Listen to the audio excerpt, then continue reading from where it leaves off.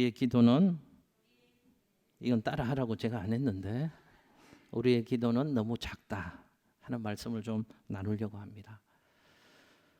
여러분, 우리가 신앙의 삶을 살다 보면 가끔 하나님의 부재의식에 사로잡힐 때가 있습니다. 하나님이 안 계신 것 같아요. 하나님 안 도와주시는 것 같아요. 하나님이 없으신 것 같아요. 그럴 때가 있습니다. 우리만 그러는 때가 있나? 성경을 보니까 시편 28편을 쓴 시편 기자가 하나님 부재의식에 사로잡힌 심각한 때가 있었습니다. 여러분, 화면에 시편 27편 9절 말씀을 같이 한번 읽겠습니다. 시작. 주의 얼굴을 내게서 숨기지 마시고 주의 종을 노하여 버리지 마소서. 주는 나의 도움이 되셨나이다.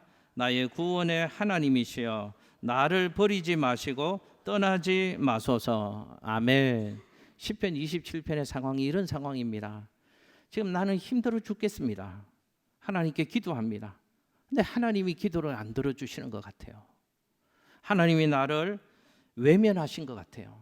하나님이 숨어 계신 것 같아요.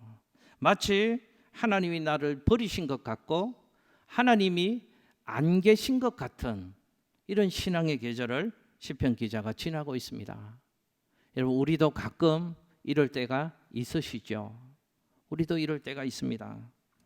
여러분, 이럴 때는 우리는 둘 중에 하나를 반드시 선택해야 합니다. 그럼에도 불구하고 하나님을 더 신뢰하는 쪽으로 갈 것인가? 아니면 하나님에 대한 의심을 더 키울 것인가? 둘 중에 하나를 선택해야 하는 것입니다. 만일 여러분이 이런 상황에서 하나님에 대한 의심을 선택한다면 그 의심은 점점 더 깊어질 것입니다. 그리고 그동안 하나님을 믿어왔던 것들을 더 이상은 믿을 수 없게 될 것입니다. 이렇게 되면 나를 유일하게 도울 수 있는 분이 하나님이신데 그 하나님을 밀어내고 그 하나님을 외면하게 되는 결과가 여러분 인생 가운데 닥쳐올 것입니다. 하나님을 외면한 인생, 이렇게 설명할 수 있습니다. 마치 철부지 자식이 자기 뜻대로 안 되고 부모가 자기 뜻대로 안 해준다고 부모의 사랑을 의심하고 부모를 밀어내고 부모를 떠나버리는 것과 똑같다고 할 수 있습니다. 여러분, 이런 자식은 세상에서 가장 큰 사랑, 부모의 사랑을 잃어버리게 되는 것이죠. 여러분, 우리는 압니다. 부모가 자식을 안 사랑한 게 아닙니다. 자식이 부모의 사랑을 이해하지 못한 것입니다.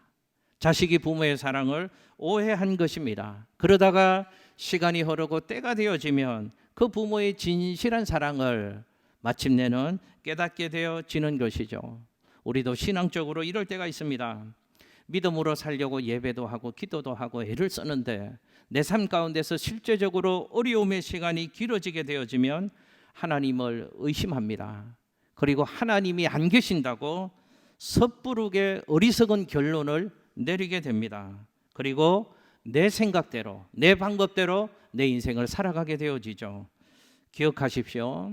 자식이 어떤 경우에든 부모의 사랑을 떠나면 안 되는 것처럼 우리는 언제나 신앙을 선택해야 되는 줄로 믿습니다. 어려움이 올 때 더더욱 하나님의 선하심을 신뢰하는 삶을 살아가야 하는 것입니다. 자꾸만 내 신앙의 갈등과 회의가 될 때 우리는 우리의 영혼을 향하여 하나님의 선하심을 여러분들 스스로 자꾸만 설교하셔야 합니다. 그래서 시편, 아까 말씀드렸던 시편 27편의 기자가 그 어려운 신앙의 위기를 이렇게 극복해냅니다. 화면에 시편 27편 14절 말씀을 같이 읽습니다. 시작. 너는 여호와를 기다릴지어다. 강하고 담대하며 여호와를 기다릴지어다. 아멘. 할렐루야.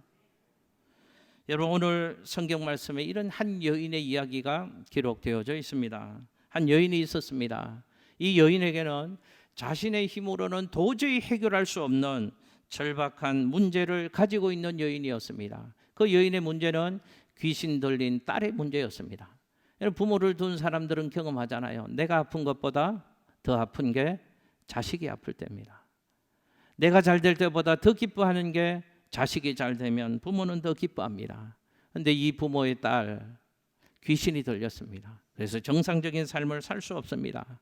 그래서 안타까워합니다. 절박한 마음을 가지고 예수를 찾아와서 간구했다는 것이죠. 여러분, 오늘 본문과 똑같은 이야기가, 똑같은 사건을 마태복음에서도 기록하고 있는데, 오늘 본문 마가복음과 마태복음의 이야기를 종합해 보면 이 여인의 이야기는 이렇게 전개가 되어집니다. 이 여인이 이 절박한 문제를 가지고, 간절한 마음을 가지고 주님 앞에 와서 진심으로 부르짖어서 기도합니다. 근데 어찌된 일인지 주님이 도와주시지 않는다는 말이죠. 주님이 침묵하십니다. 간절한 마음으로 호소하고 간절하게 간구하는데도 어찌된 일인지 주님의 침묵 외에는 이 여인에게 돌아오는 것이 아무것도 없었다 하는 것입니다. 여러분, 이 여인의 마음을 이해하시겠습니까? 절박해서 그것만 바라보고 나아갔는데 아무런 반응이 없습니다. 여러분, 우리도 세상을 살면서 이럴 때가 있잖아요. 가슴 답답할 때가 있습니다. 하늘이 무너지고 땅이 꺼지는 것 같은, 전혀 예상하지 못한, 어찌할 수 없는 심각한 인생의 문제들을 우리 인생의 여정에서도 만날 때가 더러 있습니다. 신앙의 삶을 사는 경우에도 마찬가지입니다. 열심히 예배합니다. 열심히 기도합니다. 근데 문제가 해결되지 않습니다. 오히려 내 삶 가운데 더 힘든 문제가 우리의 삶 가운데 생겨납니다. 그런 현실을 보면 신앙의 갈등이 생기죠. 신앙의 의심이 생기게 되어집니다. 이런 상황 속에서 이 여인은 어떻게 행동을 했을까? 성경은 이렇게 얘기합니다. 이 여인은 그 상황 속에서도 절대로 신앙을 포기하지 않았다는 것입니다. 주님, 나를 불쌍히 여겨주십시오. 나를 좀 도와주십시오. 간구했는데도 주님이 침묵하십니다. 포기하지 않습니다. 이 여인은 계속해서 주님께 소리칩니다. 주님, 저를 좀 불쌍히 여겨주시고 저를 좀 도와주십시오. 시끄럽게 하니까 제자들이 주님, 저 여자를 쫓아내 주십시오 라고까지 얘기를 합니다. 그래도 이 여인은 그 제자들의 만류 앞에서도 아랑곳하지 않고 간절히 주님께 더욱 호소합니다. 그런데 어찌된 일인지 주님이 또 거절하십니다. 그럴 때 이 여인은 다시 주님 앞에 나와서 간구합니다. 그랬더니 주님이 또 이렇게 말씀하십니다. 야, 이 개 같은 여자야, 구할 자격도 없는 것이 왜 내게 도움을 구하느냐 라고 주님이 말씀하십니다. 여러분, 이 성경의 얘기로만 이해하시지 말고 이 상황이 여러분의 이야기라면, 여러분이 지금 이 여자의 상황 가운데 있다면 여러분 어떻게 하시겠습니까? 자존심 상하잖아요. 몇 번인데요. 화도 나잖아요. 상처도 받잖아요. 다 팽개치고 떠나버릴 것 같습니다. 그런데 오늘 성경에 나오는 이 여인은 이 상황 속에서 이렇게 얘기합니다. 개도 주인의 상에서 떨어지는 부스러기를 먹고 살지 않습니까? 주님, 나를 불쌍히 여기셔서 주님이 베풀어 주시는 부스러기 은혜만이라도 내게 좀 베풀어 주옵소서. 그러면 내 딸이 나을 것 같습니다. 이 간구를 주님 앞에 드렸다는 것입니다. 여러분, 지금 성경의 얘기는 이 여인의 이야기를 통해서 우리에게 가르쳐주는 중요한 교훈이 있습니다. 이런 교훈입니다. 포기하지 말고 끝까지 기도하면 반드시 응답이 있다. 한번 저 따라서 해보실게요. 포기하지 말고 끝까지 기도하면 반드시 응답된다. 할렐루야. 여러분, 때로 이럴 때가 있습니다. 내가 참 진실한 마음으로 주님 앞에서 눈물 뿌리며 간절하게 기도하는데 이 여인의 얘기처럼 주님이 내 기도 안 들어주시는 듯할 때가 있습니다. 주님이 침묵하시는 듯할 때가 있습니다. 또 기도하면서 예배하면서 믿음의 삶을 살아가는데도 어찌된 일인지 내 삶이 내가 원치 않는 방향으로 하나님이 내 삶을 이끌어 가실 때도 있습니다. 내 신앙의 자존심이 여지없이 무너지는 것 같은 신앙의 계절을 지날 때도 있습니다. 성경이 뭐라고 얘기한다고요? 그래도 그런 상황 가운데서도 신앙을 포기하지 말고 하나님께 기도하라는 것입니다. 이게 성경의 교훈입니다. 여러분 꼭 기억하십시오. 포기하지 말고 믿음으로 기도하면 반드시 길이 열립니다. 반드시 응답이 있습니다. 반드시 역사가 일어나는 것입니다. 왜 하나님의 사람들은 포기할 만한 상황 가운데서도 포기하면 안 되는가? 왜 끝까지 믿음의 길을 걸어가야 되는가? 오늘 여인의 얘기를 통해서 하나님 주시는 말씀 몇 가지를 나누겠습니다. 한번 저 따라서 해보실게요. 주님은 다 듣고 계신다. 할렐루야. 주님은 우리의 말도 듣고 계시지만 우리가 하는 기도 하나도 남김없이 다 듣고 계신다는 것입니다. 여러분, 우리는 신앙의 삶을 살면서 내가 기도하는데 내 기도를 하나님이 안 들어주시면 하나님이 침묵하신다고 생각하고, 내 뜻대로 기도가 안 되어지면 주님이 내 기도를 안 들어주신다고 생각을 합니다. 내가 기도하는 응답의 모습이 있습니다. 내가 기도하는 응답의 때가 있습니다. 이 모습으로 이 때 안 이루어지면 우리는 섣부르게 하나님의 역사를 판단합니다. 하나님 내 기도 안 들어주셔. 하나님이 나 안 사랑하는가 봐. 하나님이 살아계시나? 섣부른 지혜를 가지고 하나님의 역사를 속단해 버립니다. 여러분, 그때 꼭 기억해야 될 것이 있습니다. 주님이 내 기도에 침묵하고 있는 듯 할 때에도 내가 원치 않는 방향으로 내 삶이 전개되어지는 것처럼 보일지라도 주님은 우리의 기도를 다 듣고 계시는 줄로 믿으시기를 예수님 이름으로 축복합니다. 여러분, 성경 얘기를 보십시오.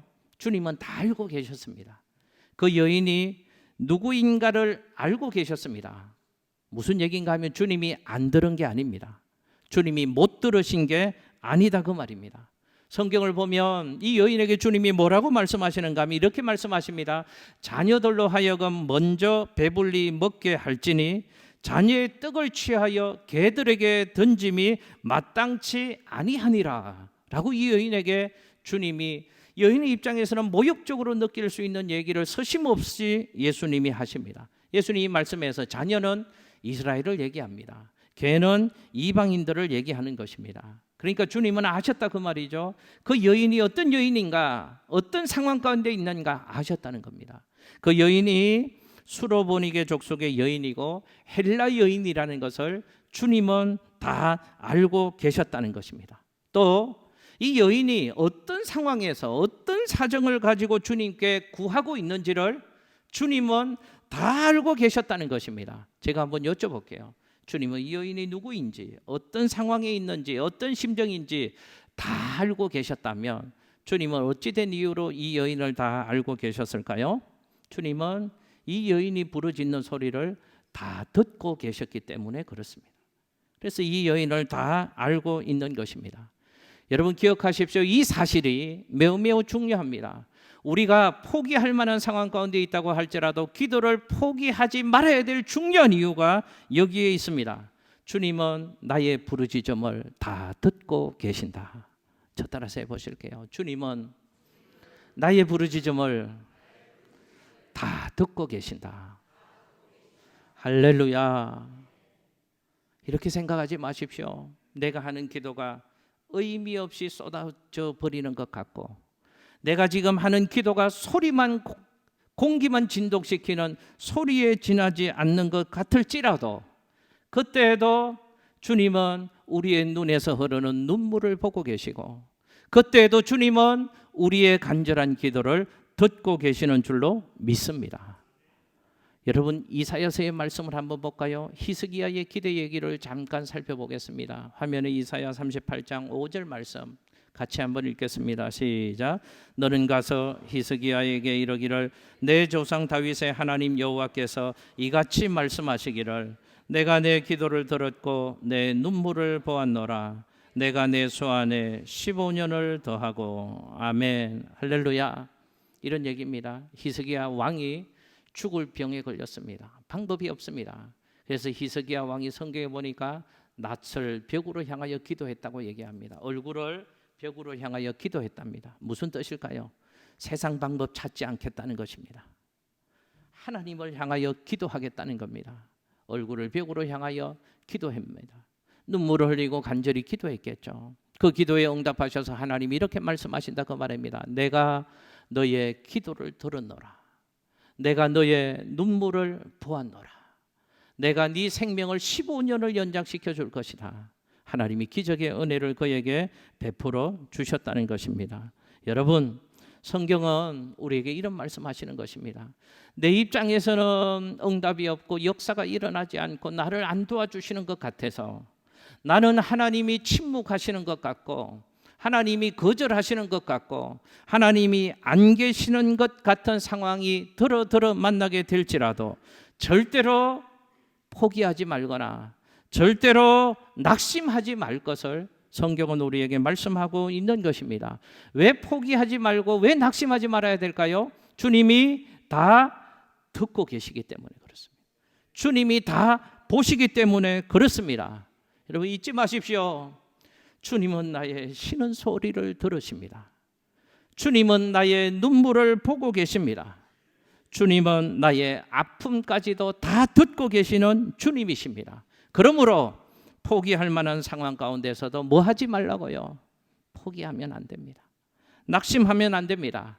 여러분 포기할 만한 상황들이 우리의 믿음의 뿌리를 흔드는 상황이 있을지라도 절대로 포기하지 말고 낙심하지 말고 다시금 기도의 무릎을 조아리고 하나님 향하여 기도에 큰 손을 올리시는 저와 여러분의 신앙의 삶이 되시기를 예수님 이름으로 축복합니다. 또 하나 저 따라서 해보실게요. 주님의 계획하심이 있다. 여러분 성경에 나오는 예수님의 반응을 한번 생각해 보십시오. 이 여인은 절박하잖아요. 그러니까 간절함이 있었을 것입니다. 절박함을 가지고 주님 앞에 나와서 간절하게 기도하는데 도움을 구하는데 어찌된 일인지 계속해서 침묵하시고 거절하십니다. 여러분 오늘 이 여인의 얘기가 마가복음에 기록되어져 있는데요. 동일한 본문 이 마태복음에 보면 예수님이 오늘 본문에서 주시는 응답 이전에 두 가지의 거절의 단계가 있었다는 것을 마태복음에서는 더 자세하게 기록하고 있습니다. 첫 번째, 주님은 이 여인의 반응 요구에 대해서 어떻게 반응하셨는가 하면 침묵하셨습니다. 대꾸를 안 하십니다. 아니 기도하면 대꾸를 해줘야죠. 저도 이럴 때가 있습니다. 카톡을 보내면 좀 대꾸를 하셔야죠. 들었는지 안 들었는지 안다는 건지 모른다는 건지 예라고 저는 항상 우리 부목사님들한테도 일부러 항상 반응을 보려고 합니다. 아니 이 간절함을 가지고 요청을 하면 주님이 뭐라고 답을 하셔야 되잖아요. 근데 침묵하시는 첫 단계가 있었습니다. 또 여인이 주님께 간구합니다. 그런데 주님이 두 번째 단계는 거절을 하십니다. 안 들어주시겠다고 얘기를 하는 것입니다. 또 이 여인이 포기하지 않고 주님께 간절히 요청을 했더니 이번에는 주님께서 어찌된 일인지 이 여인이 자존심이 짓밟히는 그런 말씀을 이 여인에게 대놓고 주님이 해주시다고 말이죠. 이렇게 얘기합니다. 내 자식에게 줄 음식을 개에게는 줄 수 없다. 이 말씀을 직접적으로 어쩌면 주님이 이렇게 대놓고 여인에게 모욕감을 주는 말씀을 하시느냐 그 말입니다. 저는 이 말씀을 보고 성경을 보면서 이런 생각이 듭니다. 아니 주님이 도대체 왜 이러셨을까? 주님이 이런 분 아니잖아요. 주님은 사랑의 주님이시고 작은 신음에도 응답하시는 주님이면 이렇게 간절하게 요청을 하면 들어주셔야 하는 것이잖아요. 그런데 왜 이렇게 주님은 점층적으로 이 여인을 더욱 학대하시는 듯한 반응을 보이셨을까? 여러분 기억하십시오. 성경 얘기를 쭉 살펴보면 주님의 뜻이 있었습니다. 주님의 의도가 있었습니다. 주님은 이런 상황들을 통해서 이 여인에게 믿음을 보고 싶어 하셨다는 것을 알 수 있습니다.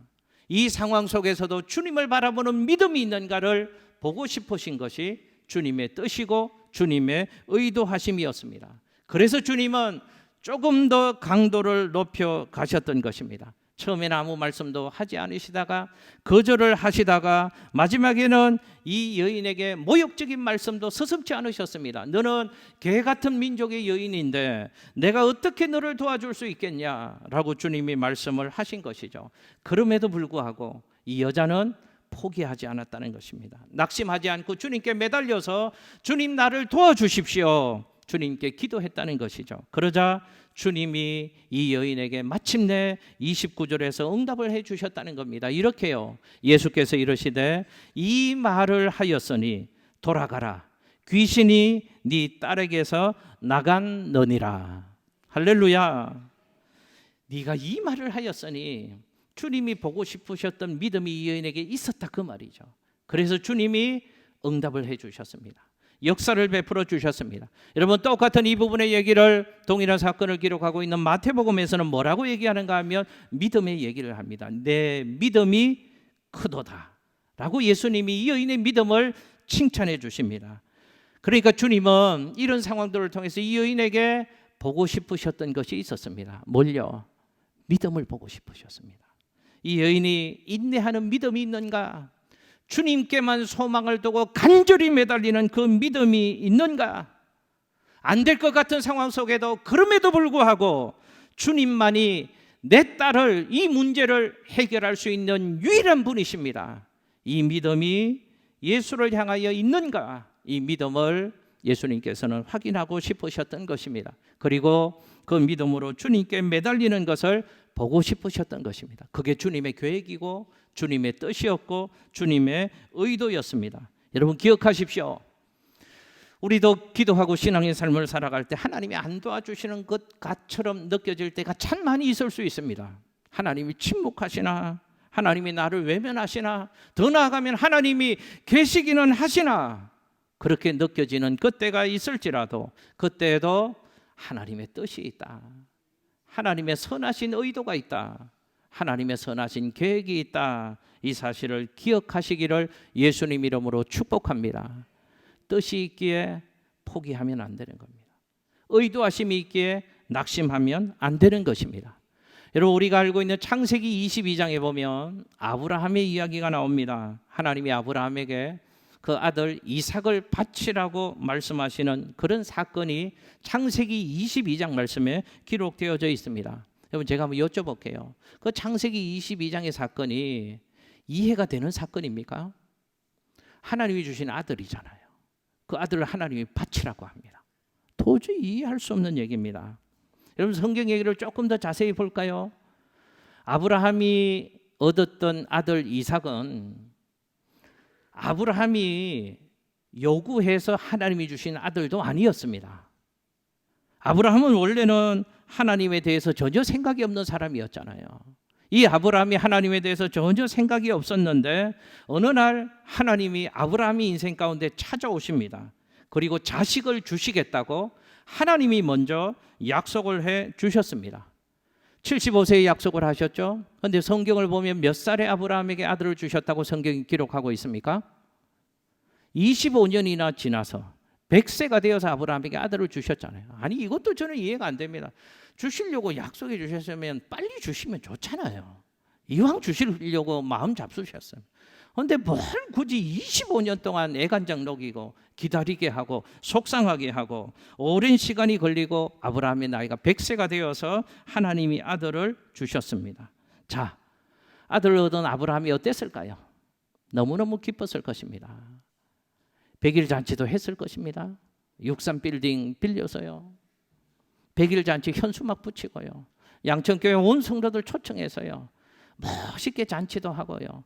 그 예배 잔치가 끝나고 돌아갈 때는 한 10만 원짜리 선물도 다 준비해서 너무 좋으니까 우리 성도들에게 다 돌려주었을 것입니다. 아브라함의 모든 관심이 이삭에게 있었을 것입니다. 저희 교회 부목사님들 계시는데 부목사님들에게도 아기들이 있잖아요. 우리 김원훈 목사님 사회 보신 목사님도 시온이 아기가 있습니다. 언젠가 제가 목사님들한테 한번 물어봤습니다. 이렇게 얘기하더라고요. 얼마나 좋아요 목사님. 그랬더니 뭐라고 대답하는 줄 아십니까? 숨 쉬는 것만 봐도 예뻐 죽겠어요 그러더라고요. 그래서 제가 속으로 그랬습니다. 키워보세요. 곧 속썩이는 머리 아픈 날이 올 겁니다. 마음속으로 그 얘기를 했습니다. 얼마나 좋았을까요? 아브라함이 뛸 듯이 기뻤을 겁니다. 그 재미가 절정을 더해가는 그 어느 날 하나님이 아브라함에게 말씀하시죠. 아브라함아, 네 아들 이삭을 내놓아라. 목사로 헌신하게 하든지 선교사로 하나님을 위하여 헌신하게 하는데 내놓으라고 하면 그나마 순종해 볼 여지가 있을 것인데 그것도 고민이 되는데 하나님이 그 아들 이삭을 번제물로 내놓으라고 합니다. 여러분, 번제물이 뭔지 아십니까? 하나님께 드리는 제물로 드리라는 것인데요. 불에 태워서 죽여서 하나님 앞에 바치라는 것입니다. 어떻게 이럴 수 있습니까? 이해가 되시나요? 순종할 수 있으십니까? 사랑의 하나님, 공의의 하나님, 이 아들 이삭을 불가능한 방법으로 하나님이 주셨잖아요. 그 아들을 주신 사랑의 하나님이 어떻게 이러실 수가 있습니까?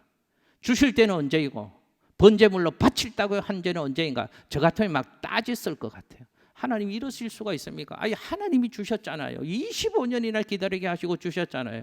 이제 좀 이 아들과 기쁨의 시간을 보내겠는데 뭐라고요? 바치라고요? 뭐라고요? 번제물로 바치라고요? 이 말도 안 되는 요구를 하나님이 하십니다. 여러분 같으면 이 상황을 어떻게 이해하고 어떻게 받아들이시겠습니까? 그런데 성경에 아브라함 얘기하시죠? 아브라함은 종들에게 이렇게 얘기합니다. 내가 이 아이와 함께 가서 여호와께 제사를 드리고 너희에게로 돌아오리라 라고 얘기를 합니다. 그런데 성경 원어를 보면 아브라함이 돌아오리라 라고 표현을 했을 때 그 단어는 단수가 아닙니다. 그냥 혼자만 돌아온다는 뜻이 아니고 같이 함께 돌아온다는 복수의 의미의 단어를 사용하고 있습니다. 무슨 뜻일까요? 아브라함은 확실히 믿었다는 겁니다. 이 이해할 수 없는 상황, 말도 안 되는 상황 속에서도 하나님의 선하신 계획이 있다는 것을 아브라함은 믿었다라는 것을 우리는 성경을 통해서 알 수 있습니다. 순종하며 갑니다. 모리아 산에 올라서요, 칼을 뽑아서 이삭을 죽이려고 합니다. 그때 하나님께서 급하게 아브라함을 말리시면서 이렇게 말씀하십니다. 여러분 화면에 창세기 22장 12절 말씀을 급하게 읽겠습니다. 시작. 사자가 이르시되 그 아이에게 내 손을 대지 마라. 그에게 아무 일도 하지 마라. 내가 내 아들 내 독자까지도 내게 아끼지 아니하였으니 내가 이제야 네가 하나님을 경외하는 줄을 아노라. 할렐루야. 무슨 말씀입니까? 하나님의 목적이 아브라함에게서 주신 아들 이삭을 빼앗으려는 것이 하나님의 목적이 아니었다는 것을 하나님이 말씀하고 계시는 것입니다. 하나님의 의도가 있었습니다. 이 과정 쭉 이어지는 것, 아브라함의 믿음을 하나님이 보고 싶어 하셨던 것입니다. 이게 하나님의 계획이고 하나님의 뜻이었습니다. 그런데 잘 들으십시오. 이런 하나님의 선하신 뜻과 계획이 있지만 이 하나님의 선한 뜻과 섭리는 과정 중에는, 순간에는 우리에게 드러나지 않는다는 것입니다. 우리는 언제 그것을 비로소 알게 되어지는가 하면 지나고 나서, 그때가 되어지면 우리는 하나님의 뜻이 있었고 하나님의 그런 계획이 있었다는 것을 알게 되어집니다. 아브라함이 그랬습니다. 가서 뒤를 돌아보니까 하나님이 다 예비해 놓으셨습니다. 아들 이삭을 제물로 드리는 것 대신에 하나님이 제물로 예비해 놓으신 어린 양이 그곳에 있었다고 성경은 말씀합니다. 그때 아브라함이 막 감격했을 것이잖아요. 아브라함이 이렇게 얘기합니다. 하나님을 고백합니다. 하나님은 여호와 이레의 하나님이십니다. 무슨 뜻입니까? 하나님은 다 준비하시는 하나님, 하나님은 예비하시는 하나님이시군요. 그때 하나님이 아브라함에게 이렇게 말씀하십니다. 너를 통하여서 하늘의 별처럼 바다의 모래알처럼 번성하도록 내가 복을 줄 것이다. 그리고 또 복을 주십니다. 너의 씨, 너의 후손을 통하여서 내가 복을 주고 복을 주며 복을 주리라. 하나님이 아브라함을 축복해 주셨습니다. 이게 하나님의 계획이었습니다. 이게 하나님의 뜻이었습니다. 그런데 아브라함은요, 이삭을 바치라고 하나님이 요구하시는 그 순간, 그 과정 속에는 이 계획을 볼 수 있었을까요? 상상도 하지 못했을 것입니다. 이해하지 못했을 것입니다. 상황이 점점 안 좋은 쪽으로 전개되어질 때 우리는 아브라함처럼 하나님의 뜻을 모를 수밖에 없습니다.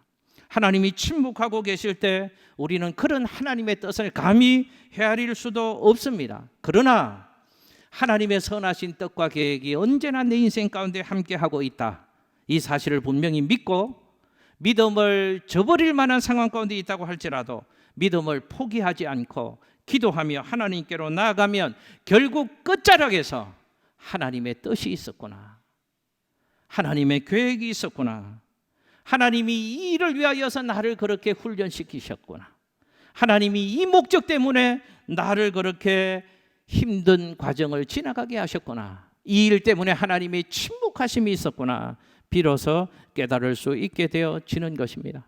사랑하는 우리 양천교회 성도 여러분, 우리 성도님들에게 제가 권면드리고 싶습니다. 우리도 기도하면 바로바로 응답이 있고 하나님이 약속을 주셨으면 바로바로 응답이 있으면 얼마나 좋겠습니까? 그러나 때로는 하나님의 선하신 뜻과 섭리로 인하여서 그런 일들이 우리가 원하는 때 우리가 원하는 모습으로 일어나지 않을 수 있습니다. 그때 조금 기도하다가 상황이 내 뜻대로 안 되고 상황이 꼬이면 이거 아닌가 보다, 안 되나 보다, 하나님이 나 안 사랑하시는가 보다, 하나님이 내 기도 안 들으시나 보다, 하나님이 안 계신가 보다, 그렇게 포기하지 말고 하나님의 선하신 뜻과 계획이 내 인생을 둘러 진치고 있음을 기억하고 끝까지 믿음으로 하나님께 기도해서 하나님 주시는 놀라운 응답과 축복을 누리는 우리 성도님들 되시기를 예수님 이름으로 축복합니다.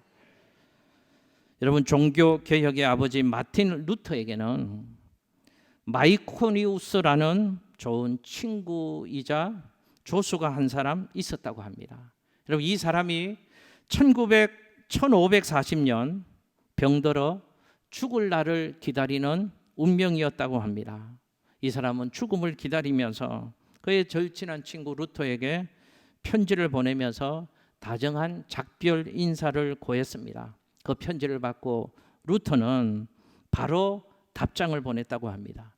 그 답장의 내용이 이런 내용이었습니다. 나는 하나님의 이름으로 그대가 살 것을 명령한다. 왜냐하면 교회를 개혁하는 일, 종교를 개혁하는 일에 아직도 해야 할 일이 많고 아직도 그대의 도움이 필요하기 때문이다. 주님은 절대로 그대가 죽었다는 말을 내가 듣지 않게 하실 것이며 그대가 나보다 더 오래 살도록 하실 것이다. 이것을 위해 나는 기도하고 있다. 이것은 내 소원이니 내 소원이 이루어질 것이다. 왜냐하면 나는 하나님의 이름을 영광되게 하기만을 원하기 때문이다. 라고 루터가 그 친구에게 답장을 보내주었답니다. 이 편지가 여러분 생각에는 어떻게 보이십니까? 막무가내로 보이시잖아요. 이거는 믿음이 아닌 것처럼 보입니다.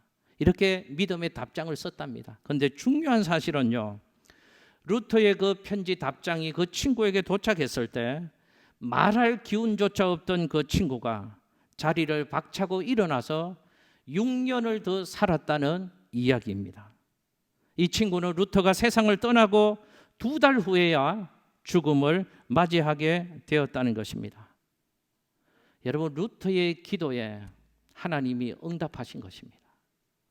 루터의 기도를 통하여서 하나님이 초자연적인 일들을 이루어 주신 것입니다. 여러분, 하나님은 우리에게 하나님의 역사와 하나님의 영광을 보기 위해서 믿음으로 기도할 것을 요구하고 계십니다. 하나님이 우리에게 요구하시는 것, 기도할 때 믿음을 요구하시는데요, 진실하고 강인한 믿음으로 기도해야 될 것을 하나님은 우리에게 말씀하십니다. 여러분, 잘 기억하셔야 합니다. 우리가 기도하면 예수님 우리 삶 가운데 들어오셔서 역사하시는데요, 예수님은 잘 들으십시오. 우리의 믿음이 문을 열 때 예수님은 우리 속에 들어오십니다. 다시 한번요. 예수님은 믿음을 보시고 믿음대로 역사하시는데요, 우리의 믿음이 문을 열 때 우리 속에 들어오셔서 역사해 주십니다. 그때 우리 안에 오신 예수님은요, 하나님의 충만하심을 가지고 우리 속에 오셔서 역사하신다는 것을 기억하십시오. 그러므로 우리가 해야 될 것은 위대하신 하나님을 믿고 위대한 기도를 하나님께 해야 하는 것입니다. 그 믿음으로 기도하면 하나님께서 우리의 삶 가운데 초자연적인 하나님의 응답의 역사를 경험하게 해 주실 줄로 믿습니다. 여러분, 기억하십시오. 우리가 기도하면 하나님은 반드시 응답하십니다. 우리 교회를 위하여서도, 이 비전센터를 위하여서도 기도하잖아요. 저는 믿습니다. 믿음으로 하는 거죠. 우리가 기도하면 하나님은 반드시 역사해 주실 줄로 믿습니다. 여러분 삶 가운데서 불가능한 일처럼 보이는 그 문제를 만나더라도 낙심하지 마십시오. 믿음으로 끝까지 기도하시기를 바랍니다. 하나님이 역사해 주실 것입니다. 끝까지 승리하시기를 예수님 이름으로 축복합니다. 기도하겠습니다.